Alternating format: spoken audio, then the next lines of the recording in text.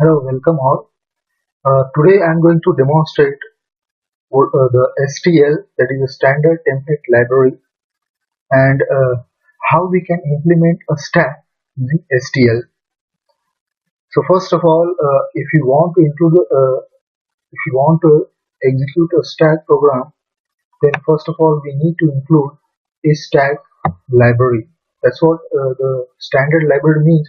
There are predefined programs, and we have to include those predefined programs.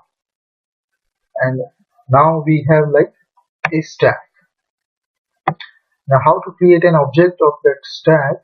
Simply what a stack, and now this is called a generic type, where any data type. So what kind of data you want to store in your stack? Like let's say integer, or you can store a string.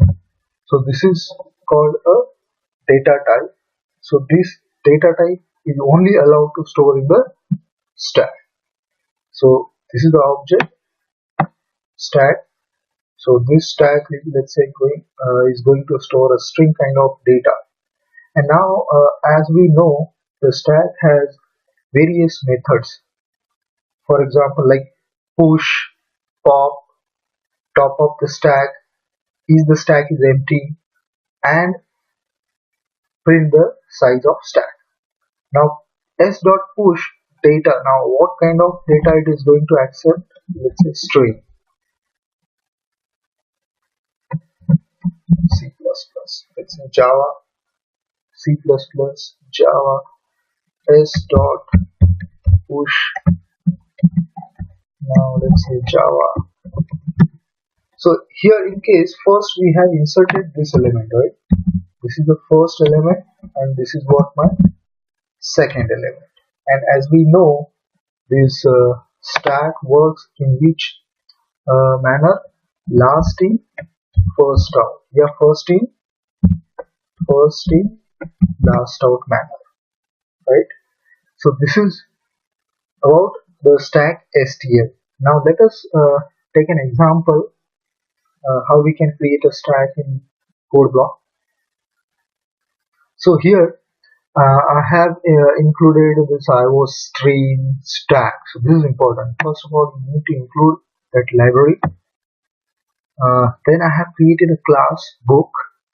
There are two methods inside this class which are public: create a stack and show book stack, and which accepts the parameter, that is the stack parameter, right?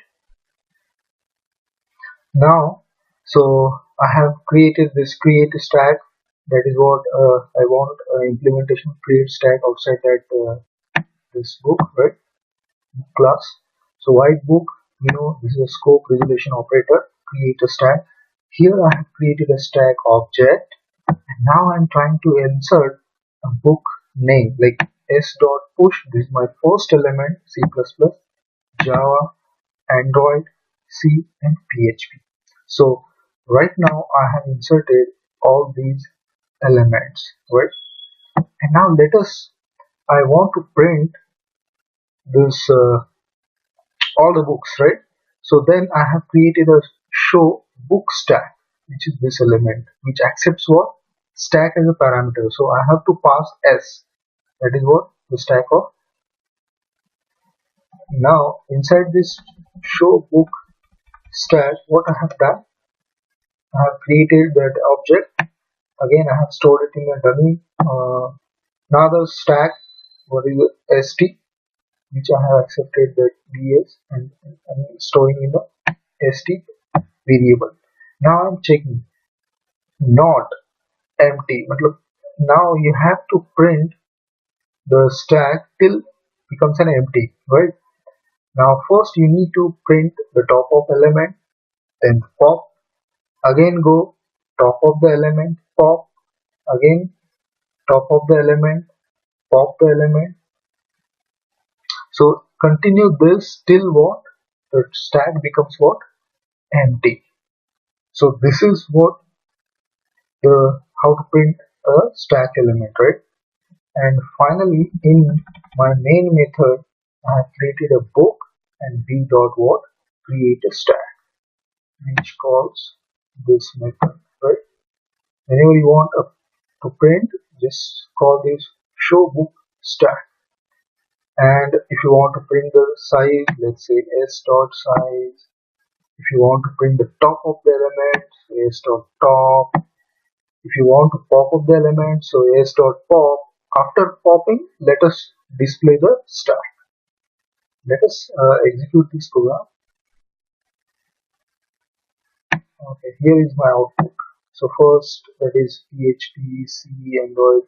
The order is reversed, right?